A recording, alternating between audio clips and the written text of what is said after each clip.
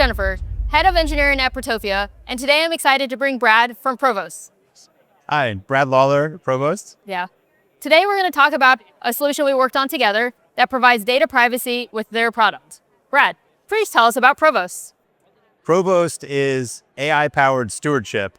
And what that means is we are essentially the family consigliere to help them with all of their estate planning, financial information, family member information in a single location to help them make sure that they are passing wealth and values along to future generations. What makes using AI challenging for Provost?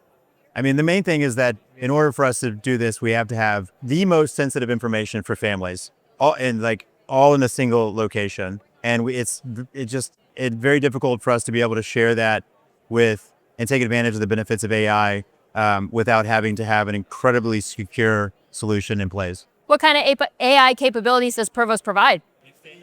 So right now there are humans that serve this purpose, and but they don't scale very well, and they are able to do some personalized learning. They're able to do, respond to questions that involve all of the estate planning and financial information.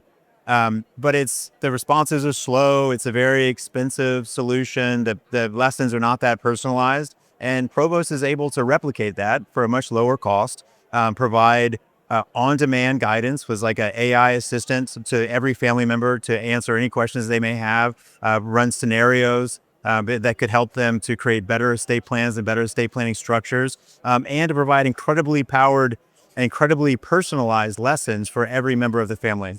That's great. Where does stained glass fit into your architecture?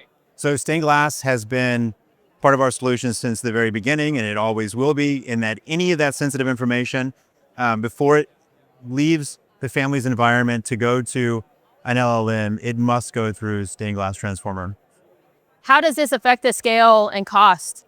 So it's mostly scale. It mostly is due to the cost nature of this. Is that if every family had to run their own environment, it would just with the LLMs inside of it, it would just be cost prohibitive. So we distribute to families through financial advisor firms. So every financial advisor firm will have an environment, but every family will be partitioned and have a stained glass transformer before any of their data leaves to the LLM. And that allows us to amortize that cost across all different families that work with a particular financial institution, to get the overall cost of solution down for families, which means we get to work with more families.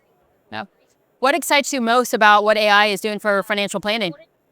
So, I mean, once you start to see the power of these inference models today, they can go way beyond what a human can do in terms of the number of simulations that can be run and the number of scenarios that can be run. And if you're able to do that, you're able to provide back to the families better ideas and better structure for estate planning to protect them more into the future.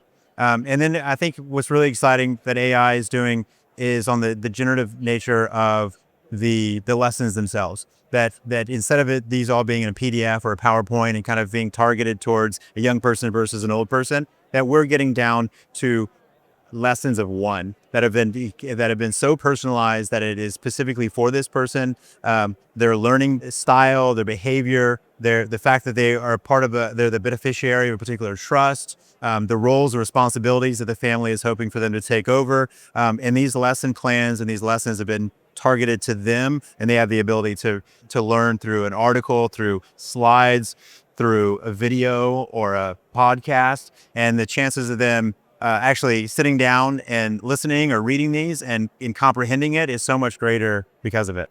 That's amazing. And they can do it all safely and securely. That's right. Yeah. Thanks, Brad. Thank you.